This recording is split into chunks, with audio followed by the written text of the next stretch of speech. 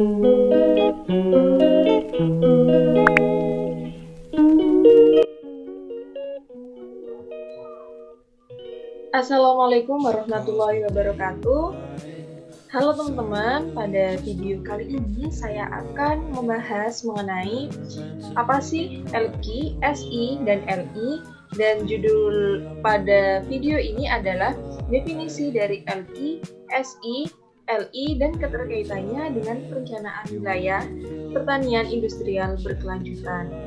Sebelumnya, perkenalkan nama saya Nurdia Rahmawati. Saya berkuliah di program studi Perencanaan Wilayah dan Kota, Fakultas Teknik Universitas Jember. Pada video ini akan membahas mengenai location question atau LQ, yang kedua localization index atau LI, dan yang ketiga adalah specialization index atau SI. Dan yang terakhir ada perhitungan LQ, LI, dan SI. Nah, yang pertama ada definisi location question atau LQ. Nah, LQ ini sudah sering kita ketahui sebagai analisis yang digunakan untuk mengetahui sejauh mana tingkat spesialisasi sektor di suatu wilayah atau sektor apa saja yang merupakan sektor basis atau sektor leading. LQ ini juga dapat menunjukkan indikasi kapasitas ekspor perekonomian suatu wilayah, serta tingkat kecukupan barang atau jasa dari produksi lokal. Adapun persamaan dari analisis LQ adalah sebagai berikut. LQ memiliki keterangan sebagai X itu pendapatan, nilai tambah atau tenaga kerja, kemudian I itu adalah sektor atau lapangan usaha, dan K itu adalah regional, dan P itu adalah nasional. Nah, dalam LQ ini terdapat kriteria untuk menentukan perhitungan LQ. Yang pertama, LQ lebih dari 1, maka sektor tersebut dikategorikan sebagai sektor basis. Artinya, produksi komoditas yang bersangkutan sudah melebihi kebutuhan konsumsi di daerah di mana komoditas tersebut dihasilkan. Dan kelebihannya itu mampu mereka jual keluar daerah atau dinamakan sebagai ekspor. Nah, yang kedua, LQ sama dengan 1. Artinya produksi komoditas yang bersangkutan hanya cukup untuk kebutuhan daerah setempat.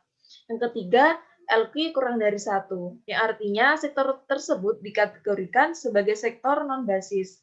Artinya, produksi komoditas tersebut belum mencukupi kebutuhan konsumsi di daerah yang bersangkutan dan pemenuhannya biasa didatangkan dari daerah lain. Selanjutnya ada kelemahan LQ dan keunggulan LQ. Yang pertama, kelemahan ini LQ dituntut harus menggunakan data yang akurat. Karena apabila kita melakukan analis LQ, kemudian data yang kita gunakan tidak akurat itu, akan tidak dapat dijadikan sebagai acuan untuk menentukan kebijakan. Di samping itu, untuk menghindari bias musiman dan tahunan diperlukan nilai rata-rata dari data series yang cukup panjang, tapi disarankan untuk menggunakan data tidak kurang dari 5 tahun, data terbaru 5 tahun terakhir. Kemudian, dalam pengumpulan datanya ini biasa mengalami kendala atau hambatan. Nah, untuk keunggulan dari LQ ini, merupakan suatu alat analisa yang digunakan dengan mudah dan cepat. Karena dalam analisis LQ ini dapat teman-teman menggunakan aplikasi software Microsoft Excel dan perhitungan manual. Apabila teman-teman menggunakan Microsoft Excel, apabila penjumlahan atau nominalnya itu cukup banyak. Sedangkan apabila nominalnya itu cukup sedikit, bisa teman-teman gunakan perhitungan manual. Selanjutnya adalah localization index. Nah, definisi dari LI ini merupakan indeks yang menggambarkan pemusatan relatif suatu aktivitas dibandingkan dengan kecenderungan total di dalam wilayah. Indeks ini digunakan untuk mengetahui distribusi aktivitas tertentu di suatu wilayah. Adapun rumus dari LI dapat teman-teman lihat pada slide berikut dan memiliki keterangan adalah XIJ ini merupakan nilai aktivitas jenis di subwilayah. XI adalah jumlah seluruh aktivitas di subwilayah. Dan XJ merupakan jumlah aktivitas di seluruh wilayah, X merupakan jumlah seluruh aktivitas di seluruh wilayah. Nah, interpretasi hasil LP ini dapat ditentukan dua kategori. Yang pertama, LI mendekati 0. Apabila LI mendekati 0 ini artinya perkembangan suatu komoditas pada wilayah kabupaten cenderung memiliki tingkat yang sama dengan perkembangan wilayah provinsi.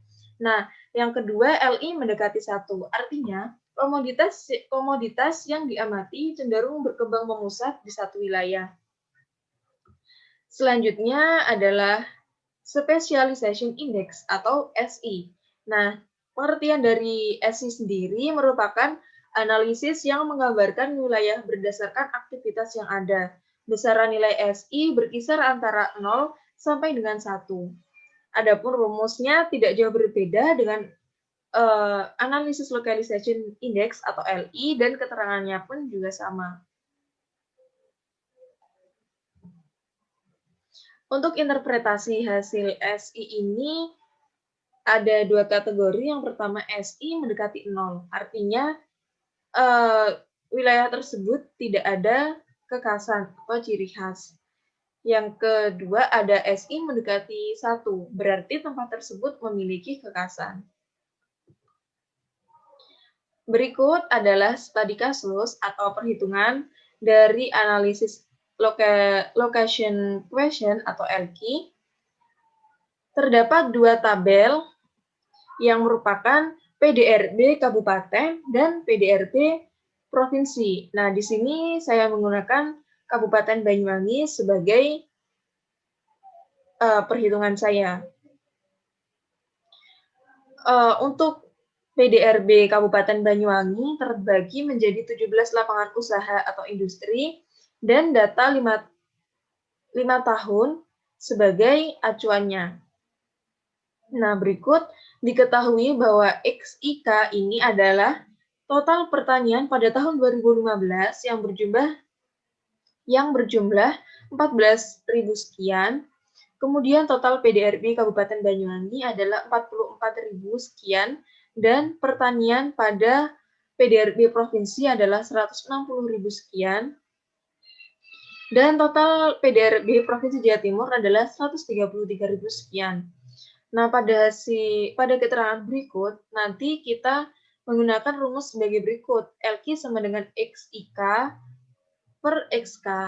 Nah, XIK ini merupakan 149 per XK adalah 44.000. Per hasil dari atas ini, kita bagi XIP pertanian berdasarkan PDRB provinsi per total provinsi.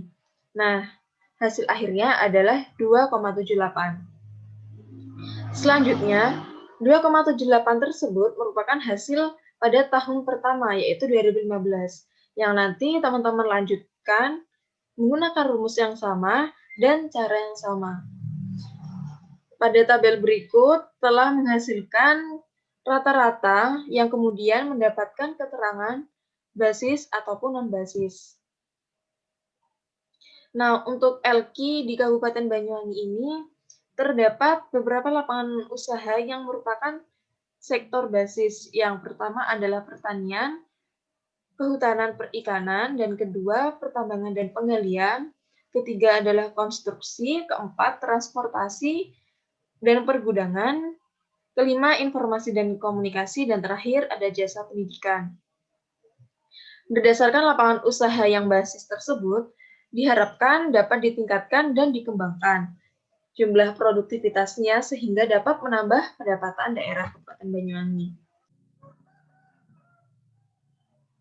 Nah, selanjutnya adalah perhitungan dari Localization Index atau LI. Di sini saya menggunakan data produksi perkebunan menurut kecamatan di Kabupaten Banyuwangi tahun 2018. Terdapat 25 kecamatan dan 5 komoditas hasil perkebunan. Nah, di sini rumus dari LI sendiri adalah setengah dikali XIJ. XIJ ini merupakan komoditas.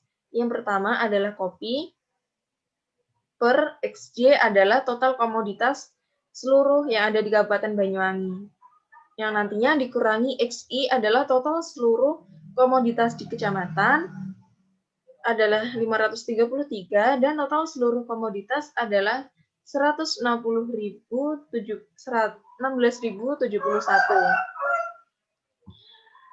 Nah, di sini adalah perhitungannya, adalah 0 hasilnya 0,0.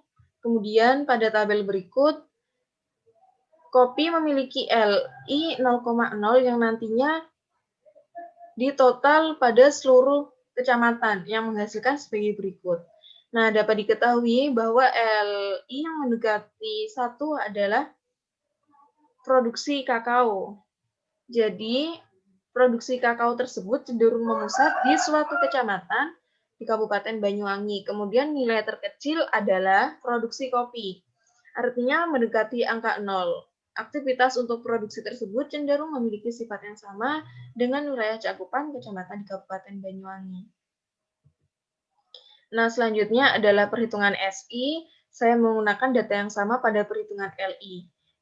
Untuk perhitungan dari SI ini juga sama pada LI yang didapatkan nilai akhir sebagai berikut. Nah, dapat disimpulkan untuk nilai yang mendekati 0 berarti tidak memiliki kekhasan. Nah, untuk di Kabupaten Banyuwangi ini terdapat kecamatan yang memiliki nilai mendekati 0, yaitu Kecamatan Licin dan Glimor. Kemudian untuk kecamatan yang memiliki nilai mendekati 1, yaitu Kecamatan Siliragung, Purwoharjo, Gambiran, Tegalsari, Genteng, Robojampi, Singojuru, Banyuwangi, dan Wonosorejo. Jadi untuk seluruh hasil yang telah kita dapatkan apabila dikaitkan dengan pertanian berkelanjutan adalah apabila suatu sektor atau suatu komoditas ini harus lebih ditingkatkan lagi produktivitasnya. Nah, nantinya akan mendukung sebuah pertanian yang berkelanjutan. Jadi tidak akan stuck pada komoditas yang ada. Harus melakukan sebuah perkembangan yang kontinu. Nah, itu saja mungkin penjelasan dari saya. Terima kasih atas perhatiannya. Sebelumnya saya memohon maaf apabila terdapat kekurangan, baik yang disengaja maupun tidak sengaja. Saya akhiri. Wassalamualaikum warahmatullahi wabarakatuh. Terima kasih.